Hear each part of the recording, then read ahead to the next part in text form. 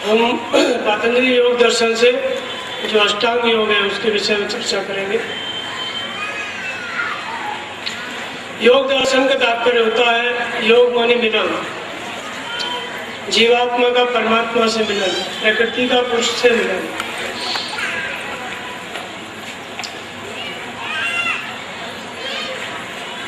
योग कहलाता है। और दर्शन जब हम परमात्मा से मिलन करते हैं तो उस बीच जो हमको दिखाई देता है, जो हमारे अनुभव में आता है, जो हमारे अंदर घटता है, उसको दर्शन कहते हैं।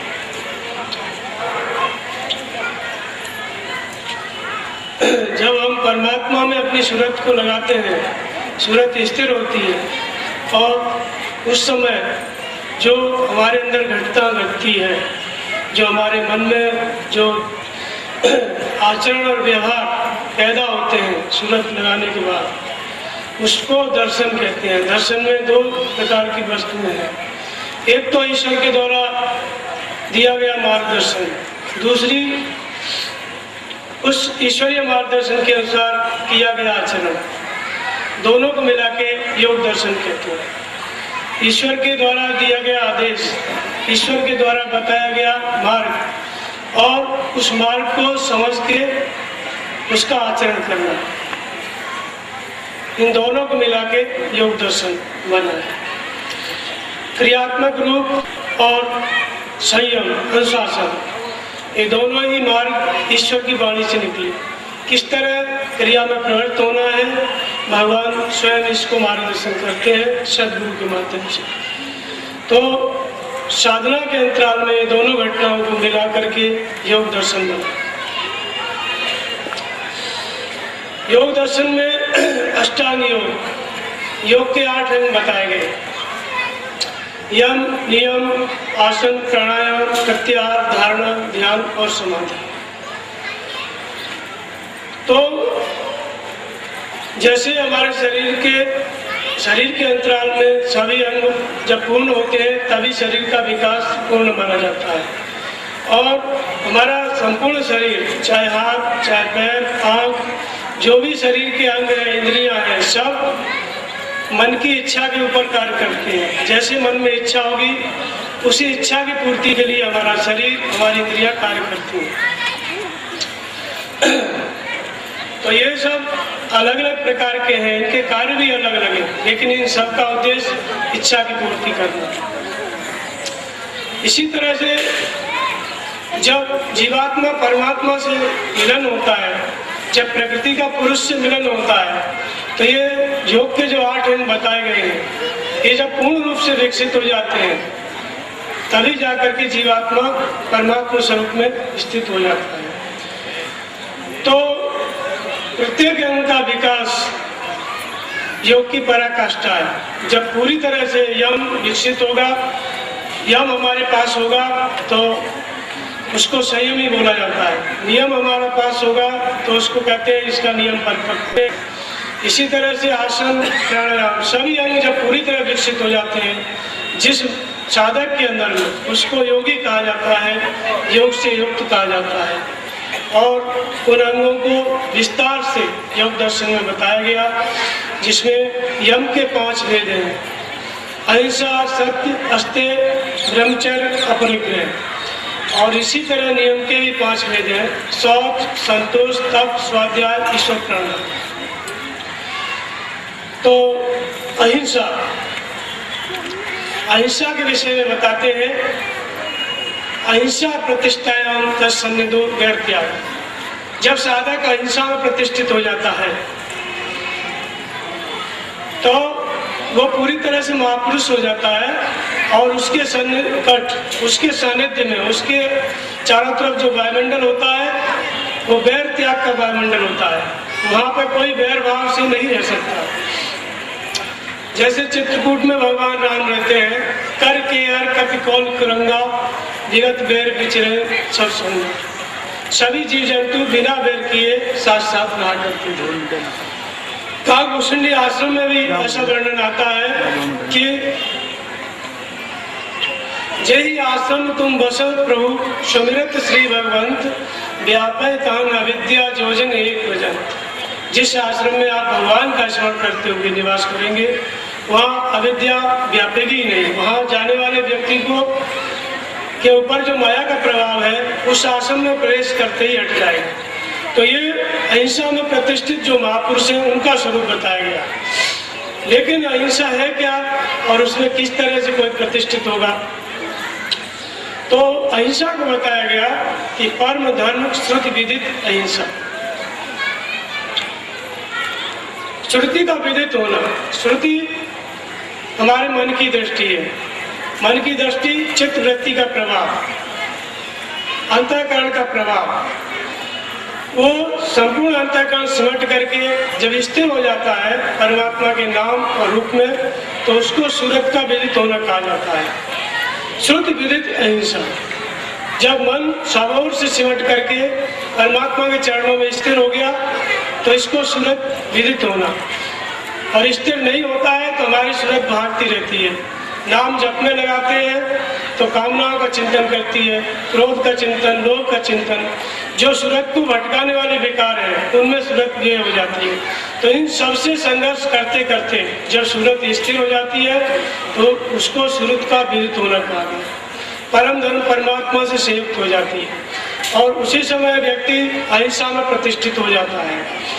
तो हिंसा और अहिंसा, हिंसा किस कारण से होती है और अहिंसा में व्यक्ति किन कारणों से प्रतिष्ठित होता है? तो भगवान कृष्ण कहते हैं गीता में कि कामेश क्रोधेश रजोगुण समुद्भव महासनो महापाप्मा विद्येन्द्रिय।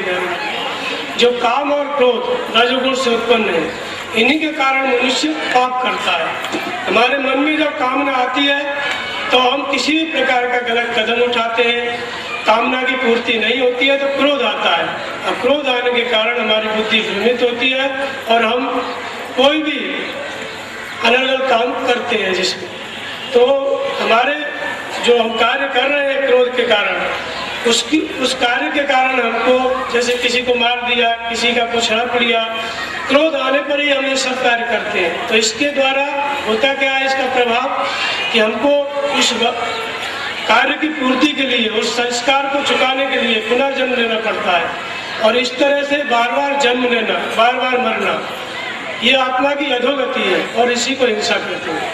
और इसका कारण काम, क्रोध, लोभ, मोह, मद और मत्सर, ये 6 विकार हैं जो आत्मा को निरंतर अधोगति की तरफ चलाते हैं। हिंसा इसको कहा गया। और इन विकारों से मुक्ति पाने के जो कारण है उसके उनको अहिंसक कहा गया। और इन विकारों से मुक्त होने के लिए हमको विवेक, वैराग्य, सम, दम, तेज, प्रज्ञा, ये सब खड़ ऐश्वर्य है। 6 विकार है, उसी तरह 6 ऐश्वर्य है। इनके द्वारा जब हम अपने मन को विवेक से संयुक्त करते हैं, विवेक का तात्पर्य है सत्य को भी जानना, असत्य को भी जानना, सत्य क्या है, असत्य क्या है, दोनों को समझना। इसलिए समझना कि असत्य को जब असत्य जानेंगे तो हम छोड़ सकेंगे और सत्य को सत्य जानेंगे तो उस पर आचरण कर सकेंगे। इसलिए सत्य को सत्य जान के ग्रहण करना, असत्य को असत्य जान के छोड़ना, यह है विवेक। वैराग्य देखी सुनी विषय वस्तुओं में जो हमारा मन जाता है, जैसे दिखाई दे रहा है, सुनाई भी दे रहा है, तो देखने पर तुरंत मन में विचार उत्पन्न होने लगता है, क्या है, इसका क्या कारण है, किस तरह की वस्तु है। ऐसे ही सुनने पर कौन बोला, किस लिए बोला, तुरंत मन में उद्वेग पैदा हो जाएगा। कोई तुम्हारे विषय में कुछ बोला तो घंटों चिंतन करोगे, ऐसा क्यों बोला। लेकिन वैराग्य का तात्पर्य है कि देखो भी, सुनो भी, लेकिन मन में कल्पना न हो, इसको वैराग्य कहते हैं। दिखाई भी दे रहा है संसार आंखों से और शब्द भी सुनाई दे रहे हैं, लेकिन मन में कल्पना न हो, इसको वैराग्य कहते हैं। देखी सुनी विषय वस्तुओं में राग का न हो, लगाव का न हो। तो विवेक, वैराग्य, सम, मन का समन, इंद्रियों का दमन, तेज, ईश्वरीय तेज का मिलना, ईश्वरीय मार्गदर्शन का मिलना, और प्रज्ञा, ईश्वरीय वाणी को समझने वाली बुद्धि, इसको प्रज्ञा कहते हैं। इन 6 ऐश्वर्यों से युक्त जब हमारा मन होता है तो ये अहिंसा के मार्ग पर चलता है। जब सत्य को सत्य जानेगा, असत्य को असत्य जानेगा ईश्वरीय प्रेरणा से व्यक्ति, तो जो असत्य है, जो नहीं करना चाहिए, उस कार्य को नहीं करेगा और अपना निर्णय बदल देगा।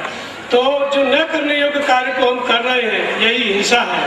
और न करने योग्य कार्य को ईश्वरीय मार्गदर्शन से हम समझ जाते हैं और अपना मार्ग बदल लेते हैं, उसको नहीं करते हैं, तो यही हिंसा है।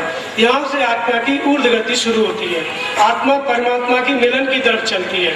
इसलिए योग के 8 अंगों का जो पहला यम का आधार है, उसको अहिंसा रखा गया, क्योंकि यहाँ से आत्मा जैसे हमको संसार की तरफ एक तरह से प्रवाहित थे, अब अहिंसा के द्वारा ये होता है कि हम अपनी पूरी गति, इंद्रियों की, मन की, शरीर की सारी गति परमात्मा की तरफ करते हैं। इसलिए अहिंसा, परमात्मा की तरफ चलना, आत्मा की ऊर्ध्व गति, ईश्वर की तरफ गति। हिंसा आत्मा की अधोगति, पुनर्जन्म, फिर मृत्यु, फिर जन्म, इसकी तरफ करना। तो हिंसा का तात्पर्य जो विकारों के कारण हम संसार का चिंतन करते हैं, किसी का अनिष्ट करने के लिए विचार करते हैं, कामना के कारण, क्रोध के कारण किसी पे प्रहार करते हैं, तो बाहर भी जो घटित होता है, किसी को मारा गया, काटा गया, ये भी अंदर काम, क्रोध, लोभ के कारण ही घटित होता है। अगर अंदर ये विकार नहीं है तो बाहर ऐसी घटना नहीं घट सकती। इसलिए बाहरी जो जीवों का मरना है या मारना है, या जो देखते हैं लोग कहते हैं कि जीवों का मारना हिंसा है, तो जीवों को मारना तब तक लगा रहेगा, एक जीव दूसरे जीव का आहार है। बड़ी मछली छोटी मछली को खा जाती है, और समय पाने पर कोई नहीं मारता तब भी प्रत्येक जीव मृत्यु को प्राप्त होता है। तो ये संसार मृत्यु लोक है, इसमें किसी को ऐसा नहीं हो सकता है कि कोई किसी को न मारे। कहीं शाकाहारी लोग हैं, कहीं मांसाहारी लोग हैं, उनका बिना जीव हत्या किए काम चल ही नहीं सकता है। इसलिए जीवों की हत्या से, अहिंसा से कोई प्रयोजन नहीं है। अहिंसा से मात्र प्रयोजन इतना है कि हमारे अंदर, हमारी आत्मा को जन्म मृत्यु के कगार में ले जाने वाले जो विकार है, काम, क्रोध, लोभ, इनके द्वारा प्रेरित होकर हम जो भी काम कर रहे हैं सब हिंसा है। और इनसे हटकर, इनका त्याग करके जो हम ईश्वर का चिंतन करते हैं, विवेक के साथ, वैराग्य के साथ युक्त होकर के, वही एकमात्र अहिंसा है। और उसी के द्वारा हमारे मन की दृष्टि, सूरत परमात्मा के चरणों में स्थिर होती है। जब तक विवेक के साथ, वैराग्य के साथ परमात्मा के नाम का चिंतन नहीं करेंगे, तब तक हमारी सूरत स्थिर नहीं हो सकती। और सूरत स्थिर हो गई तो सूरत विदित हो जाती है, और सूरत का विदित होना, हमारा मन हमारे सामने हो। विदित होने का तात्पर्य है कि हम अपने सामने हो, अपने मन का अध्ययन हम करने में सक्षम हो। मन जो घटना, जो करना चाहता है, उस कार्य को करने से पहले हम समझ लें कि सत्य कर रहा है कि असत्य कर रहा है। जो कार्य करने जा रहा है, जो विचार कर रहा है, वो गलत है कि सही है, उसको विचार आने से पहले हम समझ लें, तभी हम अपनी सूरत को परमात्मा के चिंतन में स्थिर करने में सक्षम हो सकते हैं। अब पूरी तरह से सूरत परमात्मा के चरणों में स्थिर हो गई तो परम धन परमात्मा से संयुक्त हो जाती है। ये अहिंसा है। जो इस स्थिति में महापुरुष पहुंच गया वो अहिंसा में प्रतिष्ठित है। तो उसके सानिध्य में जाने पर अहिंसा प्रतिष्ठायाम तत्सन्निधो व्यक्त्या, कोई भी व्यक्ति श्रद्धा से महापुरुष का चिंतन करता है, सेवा करता है, उसके अंदर भी वैर त्याग है। जिसके द्वारा मनुष्य वैरी बनता है किसी का, किसके द्वारा बनता है? कामना के द्वारा, क्रोध के द्वारा। जब कामना की पूर्ति नहीं होती है तो क्रोध होता है, क्रोध होता है तो दुश्मनी बढ़ती है, बाहर वैर प्रकट होता है। तो इन वैरियों का त्याग करने में सक्षम होता है। किसके द्वारा? महापुरुष की सेवा, उनका चिंतन, नाम का जप, उनके मार्गदर्शन में चल के इन विकारों का त्याग करता है, तब वो व्यक्ति धीरे धीरे अहिंसा में प्रतिष्ठित होने लगता है। एक अहिंसा में प्रतिष्ठित हुए महापुरुष की सेवा करने से दूसरा साधक अहिंसा में प्रतिष्ठित होता है। इस तरह से अष्टांग योग का आरंभ होता है। दूसरा यम का अंग है अहिंसा, इसके बाद सत्य। तो सत्य को कहते हैं कि सत्य प्रतिष्ठायाम क्रिया पर आश्रित हो। सत्य में प्रतिष्ठित हो जाने पर जो क्रिया का फल है उसका आश्रय हमको प्राप्त हो जाता है। सत्य क्या है? सद्भावे सद्भावे च सदित्य तत्प्रयुज्यते। सत् शब्द पार्थ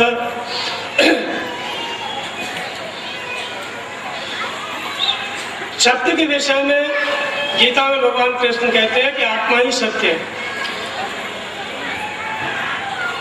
भूतादिकों के संपूर्ण शरीर नाशवान है और सत्य क्या है? आत्मा। तो इस शरीर में दो वस्तु है, एक शरीर और दूसरा आत्मा। तो भगवान कृष्ण कहते हैं कि शरीर में आत्मा ही सत्य है और शरीर परिवर्तनशील है। तो आत्मा सत्य है, लेकिन इतना सुनने से तो उससे हमें कोई लाभ नहीं है। आत्मा सत्य है, लिखा हुआ है, सुनते भी हैं, उसका सत्य होना कब सार्थक होता है? सद्भावे साधभावे। आत्मा सत्य है, उसके प्रति हमारी श्रद्धा हो जाए। जब श्रद्धा हो जाती है तो वो श्रद्धा भी सत्य है। आत्मा तो सत्य है ही, वो तो सुनने से मालूम चल जाता है। लोग सुनते हैं कि भाई आत्मा सत्य है, भगवान सत्य है, ये तो सभी जानते हैं, सुनते रहते हैं, लेकिन वो कब सत्य समझ में आएगा? जब उसके प्रति श्रद्धा हो। तो फिर श्रद्धा भी सत्य है। फिर श्रद्धा सत्य है, श्रद्धा होना पर्याप्त नहीं है। जब परमात्मा का चिंतन होने लगे, उसको हम साधने लगे, श्रद्धा सत्य है, आत्मा भी सत्य है, लेकिन उसके लिए साधना करने लगे और वह साधना भली प्रकार होने लगे, तब फिर वह साधना, वह कर्म भी सत्य है। जो परमात्मा का चिंतन किया जा रहा है वह भी सत्य है। जब परमात्मा का चिंतन आपसे भली प्रकार होने लगेगा तो परमात्मा प्रत्यक्ष हो जाएगा। जब कर्म भली प्रकार होने लगेगा तो परमात्मा प्रत्यक्ष हो जाएगा। तो यहाँ पे बताया गया है कि सत्य में प्रतिष्ठित होने पर क्रिया के फल का आश्रय प्राप्त होता है। तो सत्य है परमात्मा, और उसके प्रति जब श्रद्धा स्थिर हो गई, श्रद्धा के साथ हम कर्म करने लग गए, नाम का जप करने लग गए, इंद्रिय संयम करने लग गए। तो नाम का जप, इंद्रिय संयम, स्वरूप का चिंतन, ये है क्रिया। ये क्रिया किसके लिए की जा रही है? जो आत्मा सत्य हमने माना है, महापुरुष से सुन करके ये हमको विश्वास हुआ है कि परमात्मा ही सत्य है। अब हम ये जानना चाहते हैं कि वह सत्य हमको उपलब्ध हो, हमारे आचरण में आए, हमारे व्यवहार में आए, वो फल के रूप में हमें चाहिए। तो जब हम क्रिया में सत्य में प्रतिष्ठित हो जाते हैं, सत्य के प्रति हमारी श्रद्धा हो जाती है और उसे प्राप्त कराने वाला कर्म, क्रिया भली प्रकार होने लगता है, तब उसका जो फल है परमात्मा हमको आश्रय देता है, हमारा मार्गदर्शन करता है, हमको पूरी तरह से संचालित करता है। उसका जब श्रद्धा होती है और कर्म भली प्रकार होता है, तब हम उस पूरी तरह से परमात्मा के आश्रित हो पाते हैं। अगर हमारी श्रद्धा नहीं है और श्रद्धा के साथ साथ संयम और प्रक्रिया नहीं है, नाम का जप इंद्रिय संयम के साथ नहीं है, तो क्रिया का फल जो परमात्मा है हमको मार्गदर्शन नहीं करेगा और हम उनके साथ चल नहीं पाएंगे। इसलिए श्रद्धा और प्रक्रिया दोनों साथ साथ है, तो जो फल है परमात्मा वह हमारा मार्गदर्शन करता है और उसके मार्गदर्शन में चलते चलते एक दिन पूरी तरह से जीवात्मा, साधक उस फल के आश्रित हो जाता है, उस ईश्वर के आश्रित हो जाता है। तो सत्य में प्रतिष्ठित होने पर क्रिया फल का आश्रय प्राप्त होता है। अहिंसा, सत्य, इसके बाद आता है अस्तेय। अस्तेय का तात्पर्य है चोरी का भाव। अस्तेय प्रतिष्ठायाम सर्वरत्नोपस्थान। अगर अस्तेय में प्रतिष्ठित हो जाता है साधक, तो उसके सामने सभी रत्न उपस्थित हो जाते हैं। हमारे शास्त्रों में वर्णन है कि जब समुद्र मंथन हुआ तो उसमें 14 प्रकार के रत्न प्रकट हुए। उसमें था श्रीमणि, रंभा, वारुणी, अमीय, शंख, गजराज। कोई साधक अगर साधना कर रहा है और उसके सामने वारुणी प्रकट हो गई, इसको मदरा कहते हैं, और रंभा प्रकट हो गई, अप्सरा कोई प्रकट हो गई, तो इन रत्नों से साधक के लिए कोई लाभ नहीं है। ये तो सब संसार में भटकाने वाली वस्तु है। वास्तव में रत्न क्या है? रत्न का तात्पर्य होता है, भगवान महावीर से एक राजा ने पूछा कि भगवान हमको गृहस्थ आश्रम में हम किस तरह से रहें, हमारे लिए कुछ उपदेश करें। तो उन्होंने कहा, राजन 3 वस्तुएं त्रिरत्न धारण करो, श्रद्धा, ज्ञान, चरित्र। श्रद्धा धारण करो, ज्ञान धारण करो, चरित्र धारण करो, ये त्रिरत्न धारण करो। तो ये रत्न अस्तेय प्रतिष्ठायाम। अस्तेय मतलब चोरी का भाव। चोरी, एक तो आप बाहर देखते हैं लोग चोरी करते हैं, लेकिन उससे यहाँ कोई प्रयोजन नहीं है। यहाँ पर चोरी का तात्पर्य है कि जैसे साधक के अंदर साधना कर रहा है, उसके अंदर ईश्वरीय गुण प्रकट होते हैं और दुर्गुण भी उसके अंदर रहते हैं। तो जब साधक, भगवान कृष्ण कहते हैं कि जो साधक बिना देवी संपत्ति बढ़ाए और महापुरुष की स्थिति का भोग करता है, वो निश्चय ही चोर। दैवी गुण बढ़ाया नहीं, परमात्मा का चिंतन नहीं किया, कुछ अवस्था पार नहीं की, अंदर संयम नहीं आया, तब तक अपने गुणों को प्रकट करने लग गया, अपना सम्मान चाहने लग गया, अपने दुर्गुणों को छिपाने लग गया, तो इसको कहते हैं चोरी। इसको चोरी करना कहते हैं। और चोरी का अभाव अपने दुर्गुणों को प्रकट करना, अपने सद्गुणों को छिपाना, ये है चोरी का अभाव। जब सद्गुणों को छिपाएगा, दुर्गुणों को प्रकट करेगा, क्योंकि चीजें निश्चर दिन और राति निज मुख कहे सुकृत जीवाती। अगर अपने सुकृत को, अपने गुणों को अपने मुंह से वर्णन करेगा तो उनका नाश होता है। इसी तरह अपने दुर्गुणों को साधक अपने मुंह से बताएगा, अपने दोषों को अपने मुंह से बताएगा, उसको ब्रह्मचारी मानते हैं। और संप्रदाय महात्मा लगभग इसी को ब्रह्मचर्य मानते हैं। लेकिन धर्मशास्त्रों में इस तरह की बात नहीं बताई गई। धर्मशास्त्र में कहा गया, भगवान कृष्ण गीता में कहते हैं कि अर्जुन, जो मनुष्य, जो साधक केवल इंद्रियों को रोकता है और मन से विषयों का स्मरण करता है, वो मिथ्याचारी है। लेकिन जो साधक इंद्रियों को भी रोकता है और मन से ईश्वर का चिंतन करता है, वह ब्रह्मचारी है। इंद्रियों को रोके, संयमित करे, उसके साथ साथ मन से ईश्वर का चिंतन करे, तो वह ब्रह्मचारी है। और वही उसको कहते हैं कि ये कर्म को सही रूप से करना। कर्म ब्रह्मचर्य एक ही बात है। ब्रह्मचर्य ब्रह्म का चिंतन, ब्रह्म का आचरण। तो ऐसा करने से क्या लाभ है? अगर हम किसी एक इंद्रिय का संयम करते हैं तो हमारी दूसरी सभी इंद्रियां अपने विषयों का चिंतन कर रही हैं, तो उससे ब्रह्म का आचरण नहीं हो पाता। ब्रह्म माने परमात्मा, ईश्वर। आचरण का तात्पर्य है कि उस ईश्वर को अपने आचरण में लाने के लिए उसका निरंतर चिंतन करना। तो निरंतर चिंतन करने के लिए हमें किसी एक इंद्रिय संयम से निरंतर चिंतन नहीं हो सकता, क्योंकि आंखों ने दृश्य देखा तो कोई न कोई मन में विकल्प उठेगा, कानों ने शब्द सुना विषय जग तो कोई न कोई मन में संकल्प उठेगा, त्वचा से किसी का स्पर्श किया तो मन में वासना उत्पन्न होगी। इस तरह से एक इंद्रिय का संयम ब्रह्मचर्य नहीं हो सकता है, बल्कि संपूर्ण इंद्रियों का संयम ब्रह्मचर्य है। और संपूर्ण इंद्रियों के संयम के लिए हम इंद्रियों का संयम करें प्लस उसके साथ साथ परमात्मा का चिंतन करें। तो जब परमात्मा का चिंतन मन से और इंद्रियों का संयम, ये दोनों एक साथ होता है, तो उसको ब्रह्मचर्य कहते हैं। तो कहते हैं ब्रह्मचर्य प्रतिष्ठायाम वीरिला। ब्रह्मचर्य में जब प्रतिष्ठित होता है कोई भी साधक, तो उसको सामर्थ्य का लाभ होता है। सामर्थ्य का तात्पर्य है कि जैसे साधक है तो उसके सामने कई प्रकार की समस्याएं आती हैं। प्राकृतिक वातावरण में रह के भजन करता है, संसार में किसी प्रकार की गंभीर समस्या उत्पन्न हो गई, कोई रोग हो गया या किसी प्रकार का बाहरी वायुमंडल से, लोगों से कोई दबाव आ गया, बहुत सारी ऐसी बातें हैं जो साधक के जीवन में घटती है। लेकिन जो ब्रह्मचर्य में प्रतिष्ठित साधक है, ईश्वर का चिंतन करता है और संपूर्ण इंद्रियों से संयमित है, तो उसके अंदर ये सामर्थ्य होती है, भगवान का बल होता है कि वो अपनी परिस्थिति से चलायमान नहीं होता है, पीछे नहीं हटता है, भगवान उसको बराबर समझाते रहते हैं। इसको सामर्थ्य कहते हैं। लेकिन ब्रह्मचर्य में प्रतिष्ठित है तब ये सामर्थ्य आती है। संपूर्ण इंद्रियों को संयम करके भजन कर रहा है, परमात्मा का चिंतन कर रहा है, तो ये सामर्थ्य का लाभ उसको मिलने लगता है।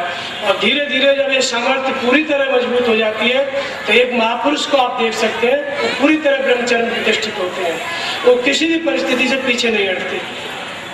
महान किसी प्रकार की भी विपत्ति आने पर वो अपने धैर्य को नहीं छोड़ते। कोई भी उनके सामने घटनाएं घटती हैं, बहुत अच्छे भगत हैं, कभी कभी ऐसा होता है कि उनके ऊपर विपत्ति आ जाती है, तो दूसरे लोग बल्कि चिंतित होते हैं कि तो महाराज जी जरूर सोच रहे होंगे, बहुत निकट के भक्त हैं। लेकिन नहीं, महापुरुष अपनी समाधि में स्थित रहते हैं, उन्हें कोई प्रयोजन नहीं है, चाहे कैसा भी भगत हो, कोई भी हो, वो अपने धैर्य से अपनी साथ अपना जो स्तर है उससे नीचे नहीं आते, वो सदैव परमात्मा के मार्गदर्शन में रहते हैं।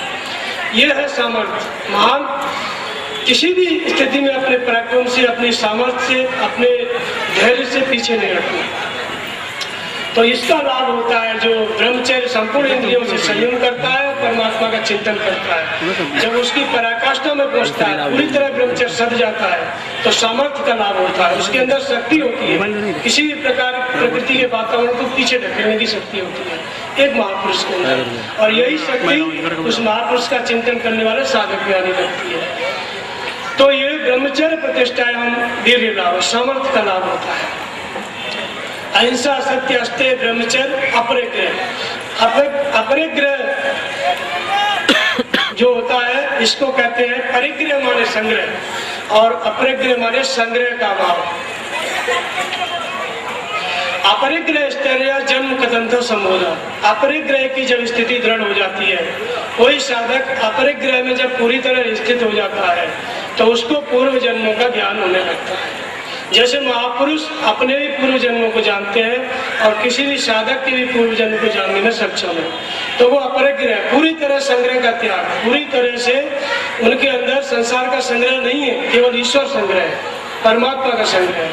ठीक इसी तरह से साधक के अंदर जब ये संग्रह होने लगता है, जो संसार का संग्रह हम बाहर से करते हैं, जब हमको वैराग्य होगा, संसार का त्याग किए, तो बाहरी वस्तुओं का संग्रह, बाहरी विचारों का संग्रह धीरे धीरे हटने लगता है।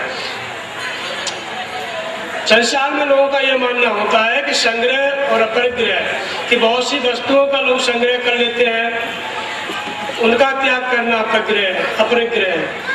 लेकिन समाज में कुछ ऐसी प्रजातियां हैं जिनको वस्तुएं होती ही नहीं है।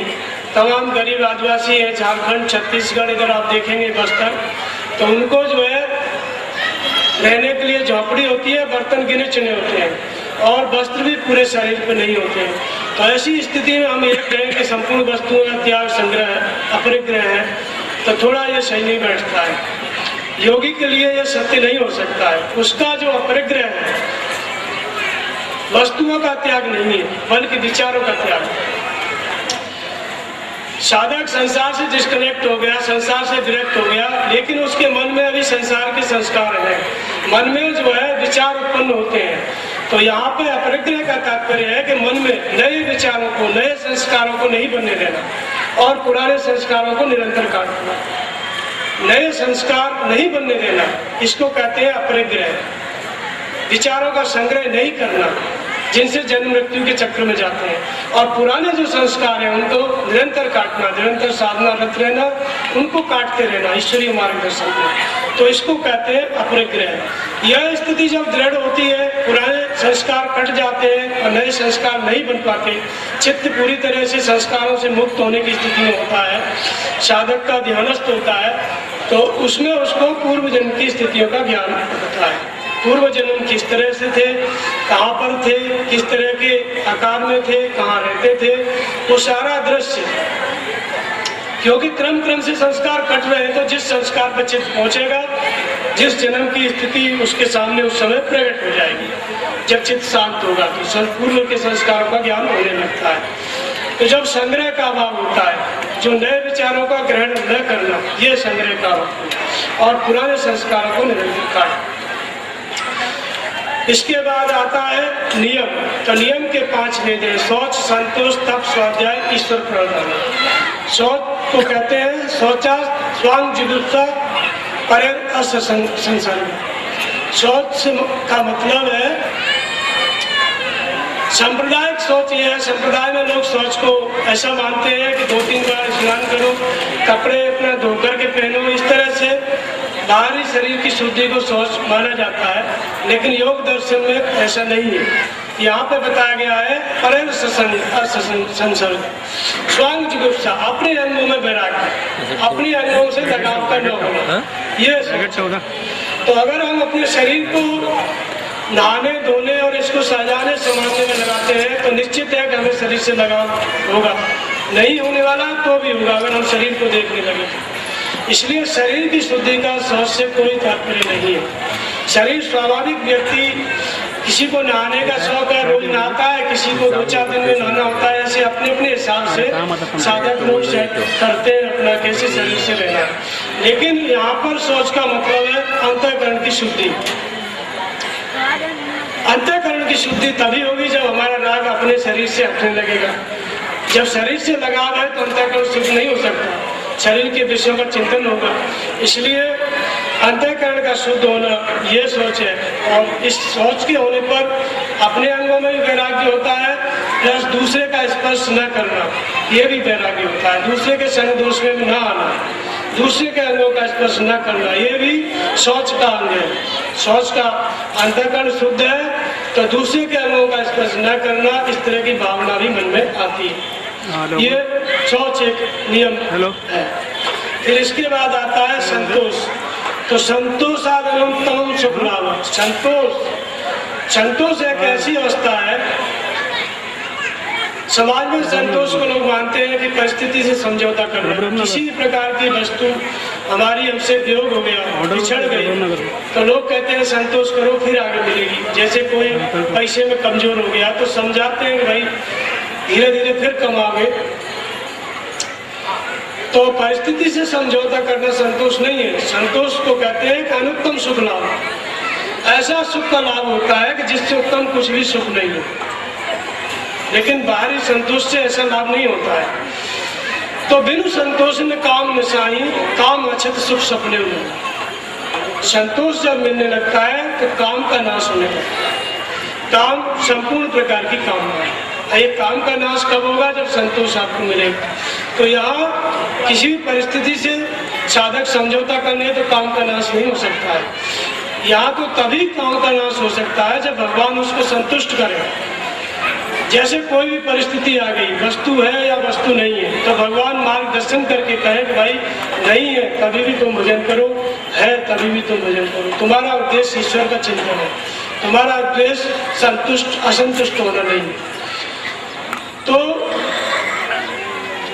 निरंतर संतुष्ट भगवान जब रखने लगते हैं, संतुष्टि प्रदान करने लगते हैं, मन में किसी प्रकार का संतोष हुआ साधक के मन में, तुरंत भगवान कहेंगे कि भैया, तुरंत इशारा संकेत करेंगे कि ये गलत है, ऐसा मत सोचो। इस तरह से साधक अगर असंतुष्ट हो भी रहा है साधना करते करते किसी वस्तु को लेके, किसी प्रकार का लेके, तो भगवान उसको मार्गदर्शन करके समझा देते हैं कि ये सोचना वस्तुओं को लेकर के उचित नहीं है, और तुरंत साधक अपने मन को वहां से हटा लेता है। तो इसको भगवान के द्वारा संतोष मिल रहा है। तो न बिना ईश्वरीय मार्गदर्शन के संतोष प्राप्त नहीं हो सकता है। तो यहाँ पे तभी सुख भी मिलेगा साधक को। अगर कोई दूसरा व्यक्ति समझा दे रहा है या कोई और समझा देता है कि भाई ऐसा ऐसा कर लो और जो हो गया सो गया, नहीं हो सकता। जब तक भगवान नहीं समझाएंगे साधक को संतोष नहीं हो सकता।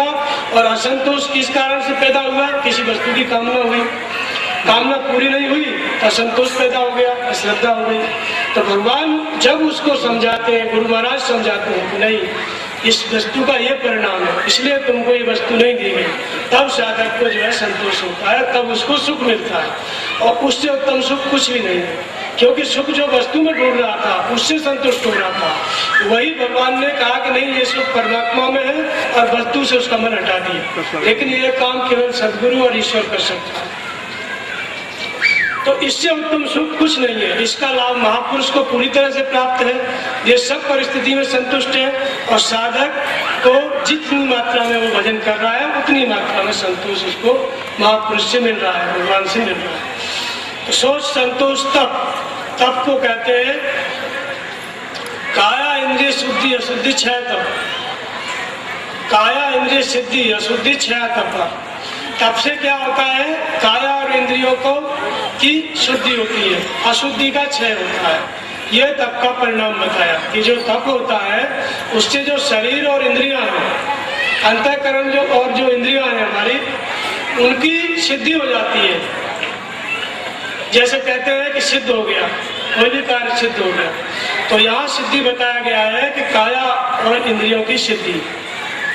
10 इंद्रियां हैं और काया कहते हैं अंतःकरण को, मन बुद्धि चित्त अहंकार, इनकी सिद्धि हो जाए और अशुद्धि का नाश हो जाए, इसको तप कहते हैं। जैसे आप बाहरी तौर पे देखेंगे किसी भी वस्तु को, जैसे सोना ही है, सोना मिट्टी में रहता है, मिट्टी उसमें मिश्रित रहती है। अब उसको एक निश्चित ताप देके विधि के अनुसार उसको शुद्ध किया जाता है, शोधन किया जाता है, तब जाकर के ओरिजिनल जो सोना है वो निकलता है, और उसके द्वारा उस असली सोने से हम जो है गहने या आभूषण कुछ भी बना सकते हैं। ठीक इसी तरह से इंद्रियां और शरीर है, अब इनके अंतराल में विकारों की अशुद्धि है, काम क्रोध राग द्वेष, इनके कारण जो है ये शरीर और इंद्रियां अशुद्ध हैं। तो तब क्या होता है? मन से इंद्रियों को लक्ष्य के अनुरूप ले जाना। लक्ष्य क्या है हमारा? ईश्वर की प्राप्ति। ईश्वर प्राप्ति के लिए हम कर क्या रहे हैं? नाम का जप कर रहे हैं, सद्गुरु के स्वरूप का स्मरण कर रहे हैं। तो हमारा वर्तमान लक्ष्य क्या है? नाम जप में अपने मन को लगाना, सद्गुरु के स्मरण में अपने मन को लगाना, ये हो गया लक्ष्य। अब जब जब हमारी इंद्रियां और मन किसी भी विकार में जाता है तो वो अशुद्ध हो जा रहा है। अब उस विकार में नहीं जाने देना, बार बार जाने पर बार बार जो है नाम और रूप में लगाना, इसको तप कहते हैं। लक्ष्य के अनुरूप तप करना। मन नहीं कर रहा है भजन करने का, शरीर नहीं बैठना चाहता, फिर भी जबरदस्ती बैठाना और जबरदस्ती सामर्थ्य अपने पराक्रम के द्वारा जबरदस्ती मन को परमात्मा के चिंतन में लगाना, इसको तप कहते हैं। तप क्या है? ताप में अग्नि दी जा रही है। तो अग्नि का तात्पर्य संघर्ष। जैसे हमारा मन नहीं लगना चाहता, हम उसको जबरदस्ती लगाना चाहते हैं, यहाँ इसको अग्नि कहा गया। संयम रूपी अग्नि इसको कहा गया है कि नहीं हो रहा है, मन नहीं जा रहा है, इंद्रियां बहक रही है, जबरदस्ती साधक को समेट के परमात्मा के चिंतन में लगाना। तो एक दिन ऐसा होता है, आरंभ जो होता है वो नहीं लग रहा है, मन जबरदस्ती लगाना पड़ रहा है, लेकिन एक समय ऐसा आ जाएगा कि सिद्ध हो जाएगा, स्वाभाविक इंद्रियां सिमट जाएंगी और मन लग जाएगा। तो इसको तप कहा गया। जब अशुद्धि का नाश हो जाएगा तो जो इनको भगाने वाले बेकार हैं वे कम हो जाएंगे, क्षीण हो जाएंगे, तो मन और इंद्रियां परमात्मा के चिंतन में स्थिर हो जाएंगी। तो ये तप का परिणाम बताया गया, अशुद्धि का क्षय होगा, काया और इंद्रियों की शुद्धि। अब स्वाध्याय के विषय में समाज में ये धारणा है संप्रदायों में कि अपना जो पुस्तक है, अपनी सांप्रदायिक पुस्तक है या कोई धार्मिक पुस्तक है, कई एक आश्रमों में ऐसा स्वाध्याय का मतलब है कि अपना इसका अध्ययन करो, जो धार्मिक सदग्रंथ है उनका अध्ययन करो और धर्म से संबंधित जो भी पुस्तक निकली किसी ने छापी हो सब पढ़ो अपना। इसको लोग कहते हैं, महात्मा लोग के ये स्वाध्याय है। लेकिन यहाँ पे स्वाध्याय का परिणाम बताते हैं महर्षि कि स्वाध्याय संप्रयोग इष्ट देवता संप्रयोग है। जब स्वाध्याय आपका परिपक्व होता है तो इष्ट देवता ईश्वर आपके प्रयोग में आने लगता है। स्वाध्याय जब आपका परिपक्व होता है, स्वाध्याय में आप प्रतिष्ठित हो जाते हैं, तो ईश्वर और आप दोनों के बीच वार्ता होने लगती है, ईश्वर प्रयोग में आने लगता है। स्वाध्याय यहाँ पे ये बताया गया। तो पुस्तक पढ़ने से ये स्थिति नहीं बन सकती।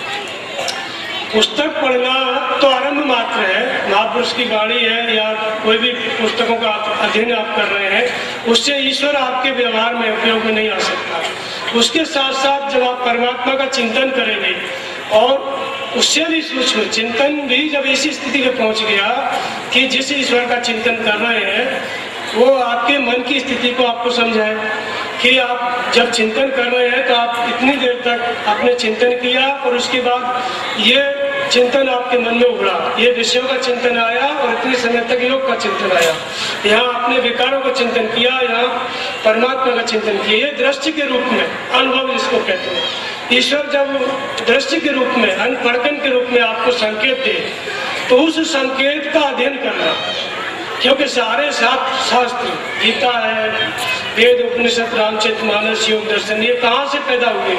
ये पुस्तक किधर से निकला? ये ईश्वरीय मार्गदर्शन से पैदा हुआ सब। जब ईश्वरीय मार्गदर्शन में महात्मा लोग चले, उनको जो अनुभव हुआ, फिर ईश्वर ने जो कहा कि वही उन्होंने लिखा, जो उनके अंदर घटा। क्या घटा? ईश्वरीय मार्गदर्शन का जो ईश्वर ने जो आदेश दिया उसका उन्होंने पालन किया। उस पालन करने में क्या कठिनाई आई, क्या सुविधा मिली, यही शास्त्रों में लिखा है कि जब आप नाम जपेंगे तो कामनाएं उठेंगी, इच्छाएं उठेंगी, इच्छाओं के कारण मन भागेगा, यह कठिनाई है। और नाम जप में मन लग गया तो ये सुविधा है। तो यही भगवान बताता है कि किस समय आपका मन लगा हुआ है और किस समय मन भागने वाला है। तो इन परिस्थितियों को जब भगवान बताने लगे और साधक समझने लगे और उसका अध्ययन होता रहे बराबर, इसको स्वाध्याय कहते हैं। क्योंकि पुस्तक में तो एक निश्चित मतलब गिने चुनी बातें लिखी हुई हैं, लेकिन ईश्वर जो है उससे कई गुना बातें साधक के लिए बताता है और सब पुस्तक में नहीं लिखी रहती है। तो ईश्वर का जो आदेश है, ईश्वरीय जो वाणी है वही शास्त्र है, लेकिन उससे भी जो आगे का शास्त्र है वो साधक के अंदर प्रकट है। और वो ईश्वर जो मार्गदर्शन कर रहा है उसको जब साधक अध्ययन करने लगता है तो वही असली स्वाध्याय होता है। उस स्वाध्याय के द्वारा ईश्वर उसके प्रयोग में आने लगता है। कैसे? किताब पढ़ेगा तो उससे समझ में नहीं आएगा, लेकिन भगवान जब बोल रहा है, साधक समझ रहा है, तो भगवान के आदेश का पालन कर रहा है, तो ईश्वर उसके प्रयोग में आ रहा है, ईश्वर उसको संचालित कर रहा है। तो इसलिए कहा गया है कि इष्ट देवता क्षम प्रयोग है। इष्ट देवता हमारे साथ हमारी साधना कराने लगते हैं जब हम स्वाध्याय करेंगे। जब हम ये देखेंगे नहीं कि हमने कल कितना किया, आज कम क्यों हुआ, ये सब अध्ययन ही नहीं करेंगे, तो भगवान क्या बताएंगे, किस लिए बताएंगे? आपको जब चाह नहीं है, उससे लगन नहीं है, तो भगवान मार्गदर्शन नहीं करेंगे। और जब आप परमात्मा के चिंतन में लगे रहेंगे, उनकी वाणी को समझने का प्रयास करेंगे, तो भगवान आगे बताएंगे कि आगे इस तरह से है और आगे इस तरह से है। जहाँ तक चलेंगे, जितना आप समझेंगे, उसके आगे की बात बताएंगे। तो ईश्वरी वाणी का अध्ययन करना स्वाध्याय, इसके द्वारा ईश्वर हमारे प्रयोग में, साधक के प्रयोग में आने लगता है, अर्थात साधक को संचालित करने लगता है। फिर आता है ईश्वर प्राणिधान। ईश्वर प्राणिधान का मतलब होता है ईश्वर के प्रति समर्पण। अब ईश्वर शुरू से ही चला रहा है। ईश्वर क्या है, थोड़ा ये भी समझना पड़ेगा कि किस ईश्वर के प्रति समर्पण होना है और क्या, कौन सा ईश्वर है। तो यहाँ पे ईश्वर की परिभाषा दिया है उन्होंने कि ईश्वर क्या है। क्लेश कर्म विपाक आशय अपरामृष्ट पुरुष विशेष ईश्वर है। संसार में पुरुष, कौन सा पुरुष ईश्वर है? तो यहाँ कहते हैं क्लेश कर्म विपाक आशय। अविद्या, अस्मिता, राग, द्वेष, अभिनिवेश 5 क्लेश है, और इन क्लेशों से प्रेरित होकर हम कर्म करते हैं। अविद्या का तात्पर्य होता है कि जैसे हमने अपने शरीर को सत्य माना, आत्मा दिखाई नहीं देती है तो उसको सत्य नहीं मानते, और शरीर के लिए, अपना जीवन यापन के लिए कुछ न कुछ करते रहते हैं, शरीर को और संसार को सत्य मानो, इसको अविद्या कहते हैं। तो इसके द्वारा हम जो कर्म कर रहे हैं, इसके संस्कार बनते हैं, और संस्कार के द्वारा पुनर्जन्म मिलता है। पुनर्जन्म में क्या होता है, उसमें दुख सुख भोगने को मिलता है, क्योंकि जो संस्कार किए हैं, जो कर्म किए हैं, वो पाप कर्म भी किए हैं, पुण्य कर्म भी किए हैं। तो इसलिए पाप कर्म का परिणाम है दुख, और पुण्य कर्म का परिणाम मिलते रहेंगे जब तक हम मुक्त नहीं हो जाएंगे संसार से। तो अविद्या, अस्मिता, ये 5 क्लेशों से प्रेरित होकर कर्म करते हैं, और कर्म से संस्कार बनते हैं, और संस्कार के परिणाम में हमको शरीर मिलता है। और शरीर जब मिल गया तो दुख भी मिलेगा, सुख भी मिलेगा, सब कुछ होगा। लेकिन अब यहाँ ईश्वर कौन है? वह मनुष्य शरीरधारी पुरुष जो इन चारों से मुक्त है। क्लेश कर्म विपाक आशय, जिसके पास क्लेश नहीं है, क्लेशों से जो प्रेरित होकर कर्म नहीं करता, और कर्म का संस्कार नहीं बनता, और संस्कार के द्वारा पुनर्जन्म नहीं लेना है, ऐसा जो पुरुष है, ऐसा जो मनुष्य है शरीरधारी, वह महापुरुष ईश्वर है। यहाँ पे यह सिद्ध होता है कि ईश्वर भी एक मनुष्य शरीर में है। ऐसा एक ईश्वर है जो क्लेश कर्म विपाक और आशय में पहले था, लेकिन अब मुक्त है, इनसे उसका अब संबंध नहीं है, लेकिन पहले था। साधना करते करते ऐसी अवस्था आई, इन चारों से, क्लेश कर्म और कर्म के परिणाम शरीर के बंधन से मुक्त हो गया। वो अपरामृष्ट पुरुष विशेष ईश्वर है, वो विशेष पुरुष इस मनुष्य समुदाय में, वह ईश्वर का स्वरूप है, वह सद्गुरु। तो क्या करे? तज्जपर तदर्था भावनम, उसका जाप, तस्वाचक प्रणव, उसका जो नाम है वो क्या है? प्रणव, ओम।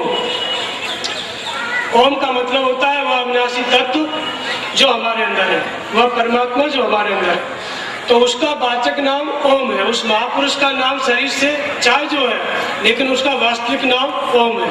इसलिए गीता में भगवान कृष्ण ने ये नहीं कहा कि कृष्ण कृष्ण जपो, ये कहा कि ओम का जप कर अर्जुन, क्योंकि उनका वास्तविक नाम ओम ही है। और प्रत्येक महापुरुष का वास्तविक नाम ओम है, जो क्लेश कर्मों से मुक्त है और शरीर से जीवित है। वह विशेष पुरुष ईश्वर है। वह ईश्वर धरती पे सुलभ है हमारे लिए। एक ऐसा ईश्वर महर्षि ने योग दर्शन में बताया, जिसका चिंतन हमें करना है, जिसके प्रति समर्पित हमको होना है। तस्वाचक प्रणव, ओम का जप उसका नाम है, उसका हमको जप करना है। और तज्जप तदर्थ भावना, उसके अर्थ स्वरूप का, उसके स्वरूप का, उसका जो हम दर्शन करते हैं, उस स्वरूप को हमको स्मरण करना है। भावना, उसका निरंतर स्मरण करना है। ये जो है समर्पण है, ईश्वर प्रणिधान, ईश्वर के प्रति समर्पण। हम उनका स्मरण करें और नाम का जप करें श्रद्धा से। ये जो है ईश्वर प्रणिधान हो गया। इसको कहते हैं, इसका परिणाम कि समाधि सिद्धि ईश्वर प्रणिधान, समाधि की सिद्धि होती है। समाधि का तात्पर्य होता है अनादि तत्व है परमात्मा, उसमें विलय हो जाना, उसके तदाकार हो जाना, यानी ईश्वर हमसे अलग न रह जाए। इस स्थिति का नाम समाधि है। तो इस स्थिति की प्राप्ति किसके द्वारा होती है? ईश्वर के। कौन से ईश्वर के? जो महापुरुष है। महापुरुष के प्रति समर्पण और उनके नाम के निरंतर जप से, समर्पण से समाधि की सिद्धि होती है। इसलिए नियम यहाँ पर पूरा होगा। अब इसके बाद बताते हैं आसन। आसन तो आसन को बताते हैं कि स्थिर सुखम आसनम। आसन महर्षि पतंजलि योग दर्शन और महर्षि पतंजलि के नाम पर आसन का भी एक प्रकार का संप्रदाय है कि आसन कई प्रकार के बताए जाते हैं, 84 आसन, इससे भी ज्यादा।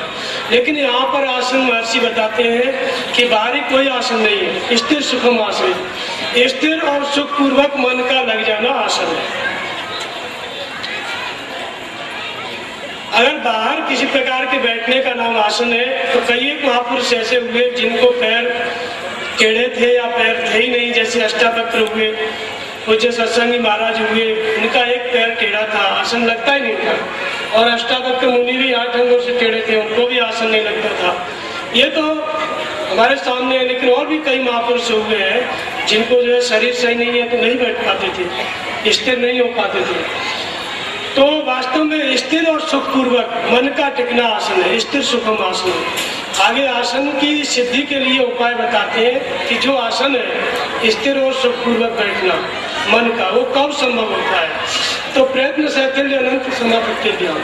आसन बताते हैं कि बैठने का नाम नहीं है, प्रयत्न की शिथिलता और अनंत परमात्मा, अनंत माने परमात्मा, परवश जीव सोस भगवंता, जीव अनेक एक श्रीकंता।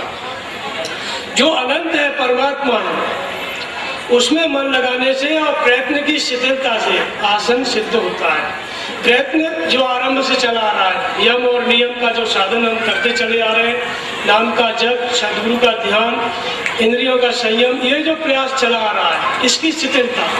शिथिलता का तात्पर्य है कि जैसे आरंभ में किस तरह से साधन होता है, इंद्रिय संयमित होती नहीं, उनको करना पड़ता है।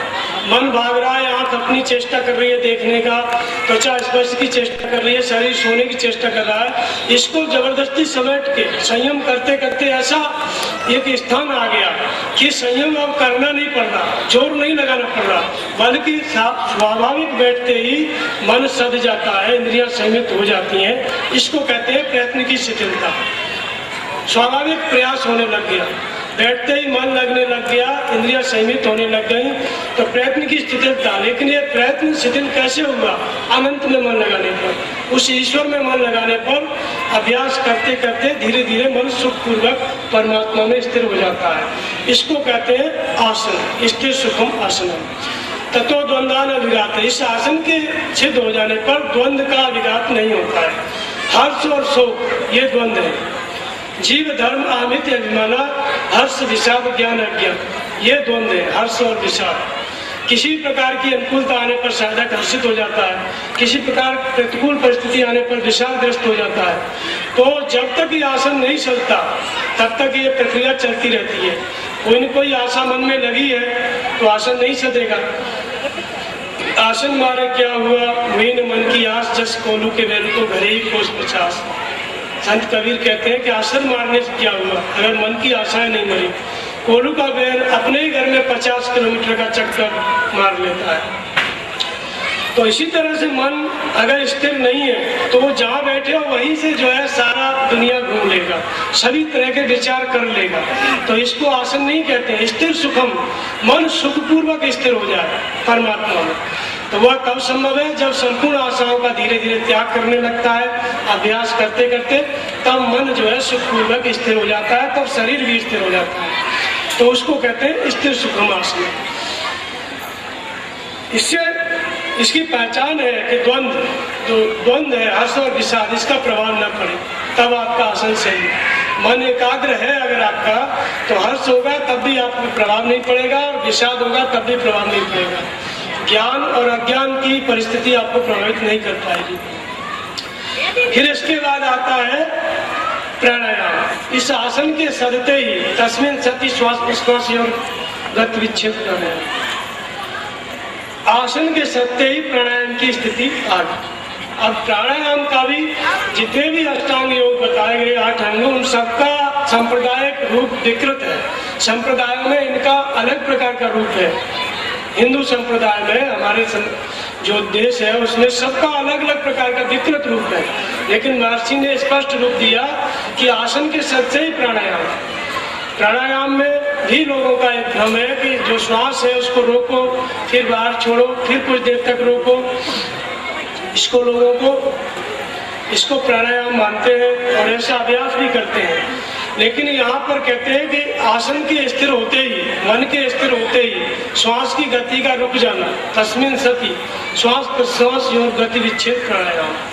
श्वास प्रश्वास के विषय में एक तो आप देखते हैं कि श्वास अंदर जा रही है, बाहर आ रही है, लेकिन श्वास को रोकने से मन नहीं रुक सकता है। 10 मिनट आप श्वास रोको, 5 मिनट रोको, 2 मिनट रोको, फिर बाद में जब श्वास चलने लगेगी फिर मन अपना कार्य करने लगेगा। ऐसा प्रयोग करके भी देख सकते हैं, श्वास रुकने से मन नहीं रुकता है। यहाँ पर प्राणायाम जो है वृत्तियों का रुकना है, जैसा कि योग क्या है, चित्त वृत्ति निरोध। यहाँ वृत्तियों के रुकने का नाम प्राणायाम है। तो वृत्तियां क्या होती हैं, किस तरह से, तो उसको स्पष्ट करते हैं कि इस प्राणायाम में जो प्रक्रिया यम नियम के साथ, यम नियम के आरंभ के साथ, योग के आरंभ के साथ चली आ रही थी, वो प्रक्रिया का इस प्राणायाम के आगे उसका स्वरूप स्पष्ट करते हैं कि वो प्रक्रिया क्या है जिसके द्वारा ये योग का अनुष्ठान हो रहा है। तो उसी प्रक्रिया को इस प्राणायाम के आगे बताते हैं। श्वास प्रश्वास, प्राण और अपान। तो एक श्वास हम ले रहे हैं, एक छोड़ रहे हैं, लेकिन ये तो स्थूल है, इससे मन नहीं रुकता है, चित्त वृत्ति नहीं रुकती है। वास्तव में हम लेते क्या है, एक महापुरुष की शरण में जाते हैं तो हम क्या लेते हैं, दैवी संपत्ति, विद्या, सजाती वृत्ति, ईश्वर चिंतन वाली वृत्ति, योग की विधि, ये हम ग्रहण करते हैं। ये हमारा प्राण है। त्यागते क्या है, विषयों का चिंतन, काम क्रोध राग द्वेष, इसको त्यागते हैं, ये हमारा अपान है। अब प्राणायाम क्या है, श्वास प्रश्वास गति विच्छोदन। न तो श्वास ग्रहण करें और न श्वास छोड़ें, अर्थात जो दैवी संपत्ति, जो विद्या, जो ईश्वर चिंतन की प्रवृत्ति हमारे अंदर ग्रहण करने की थी, उसको हम ग्रहण नहीं कर रहे, और जो त्यागने वाली थी काम क्रोध लोग, उसको हम त्याग नहीं रहे। दोनों से मन अलग हो गया, ना ग्रहण करना है न त्यागना है, केवल नाम के जप में स्थिर हो गया मन। इस स्थिति को प्राणायाम कहा गया। यह घटना कैसे घटती है, तो इसको बताया गया कि बाह्य अभ्यंतर स्तंभ वृत्ति देश काल संख्या भी परिदृष्टो दीर्घ सूक्ष्म। बाह्य वृत्ति, अभ्यंतर वृत्ति। वृत्ति क्या है, जिसका निरोध होना है, श्वास प्रश्वास क्या है, जिसका विच्छेद होना है। बाह्य वृत्ति प्रश्वास, अभ्यंतर वृत्ति श्वास, स्तंभ वृत्ति प्राणायाम की स्थिति। स्तंभ वृत्ति में क्या है, प्राण की गति, प्राण एक आयाम में चल रहा है। बाह्य वृत्ति में भी प्राण भाग रहा है, प्राण वाले अंतःकरण, सर्वाणी इंद्रिय कर्माणि प्राण कर्माणि चापने। श्वास कहिए, मन बुद्धि चित्त अहंकार कहिए, संकल्प कहिए, एक ही बात है। तो हमारा जो अंतःकरण कार्य कर रहा है दो वृत्तियों में, कभी बाह्य चिंतन करता है, बाह्य किसका कर रहा है, कामना, कोई कामना मन में उत्पन्न हुई, फिर उसकी पूर्ति के लिए चिंतन करने लग गया। क्रोध उत्पन्न हो गया, उसकी पूर्ति के लिए चिंतन करने लग गया।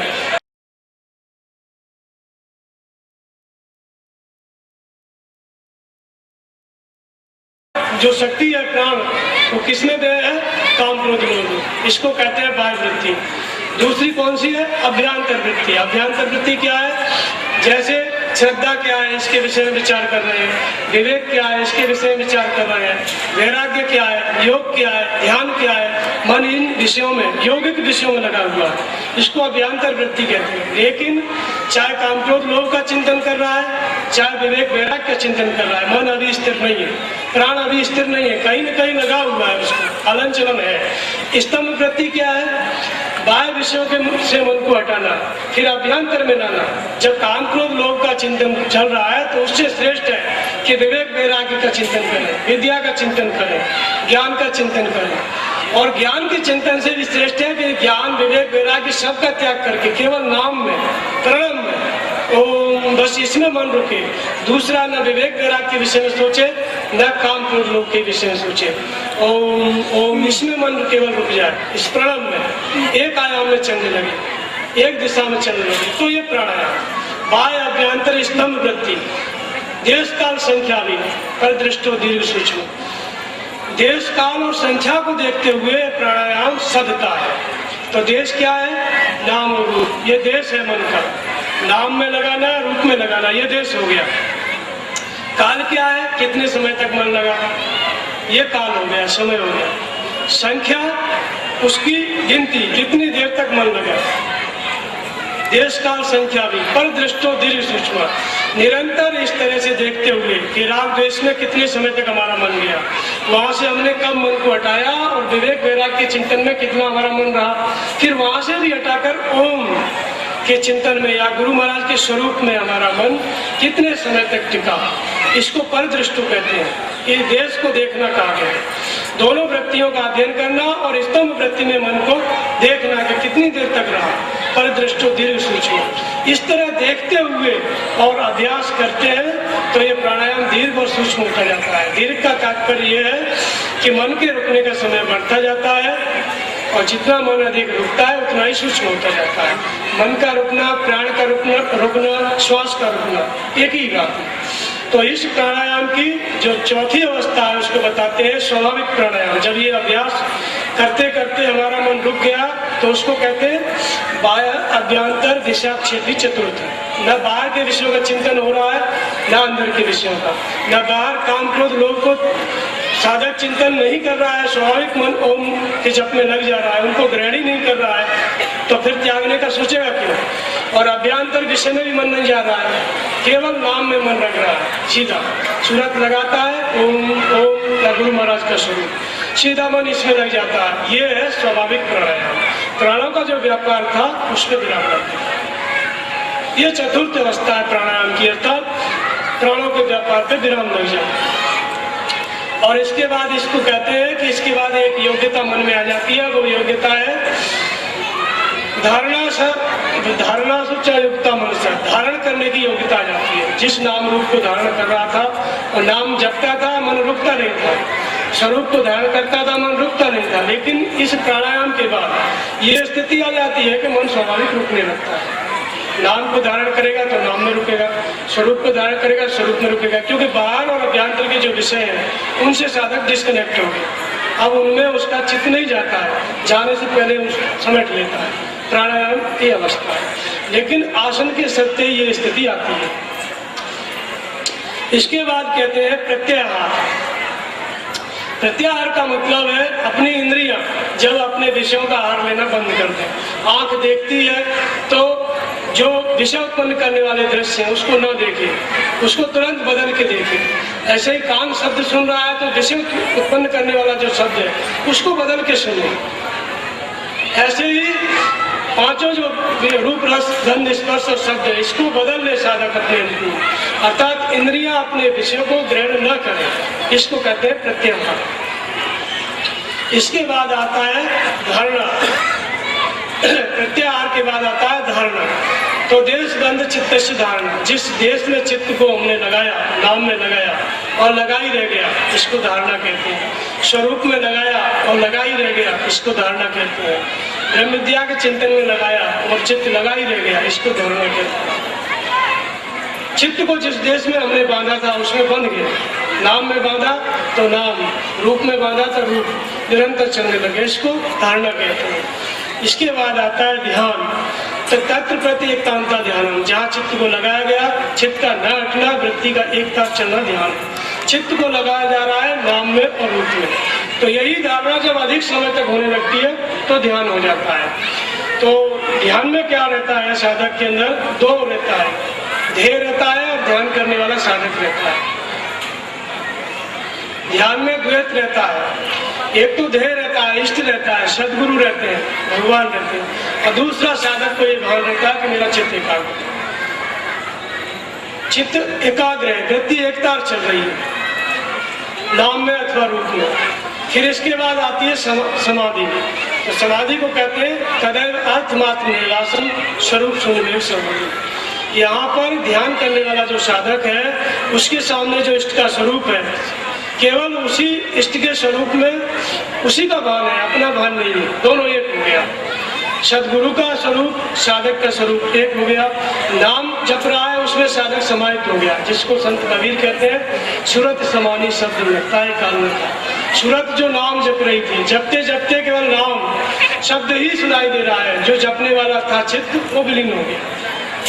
तो ध्यान में द्वैत है, समाधि में केवल एक है, ईश्वर है। तदेव अर्थमात्र निर्वासन, केवल देह का आभास है, जो उद्देश्य है, जो नाम है, रूप है, केवल उसका आभास है और साधक को अपना आभास नहीं है, देहाध्यास से परे। तदेव अर्थमात्र निर्वासन, स्वरूप शून्य, चित्त का निस्वरूप शून्य। निस्वरूप क्या था चित्त का? या तो विषयों का चिंतन करता था या योग का चिंतन करता था। तो विषयों का चिंतन तो शांत है ही, लेकिन योग का चिंतन भी शांत है। केवल जो नाम है, शब्द है, उतने में सूरत टिकी हुई है और उसके आसपास कोई चिंतन नहीं उठ रहा, उसी में सूरत स्थिर है, उसको समाधि कहते हैं। तदेव अर्थमात्र निर्वासन, स्वरूप शून्य समाधि। तो इस तरह से योग दर्शन से अष्टांग योग को हमने आपको बताया। बोलिए श्री सद्गुरुदेव भगवान की जय।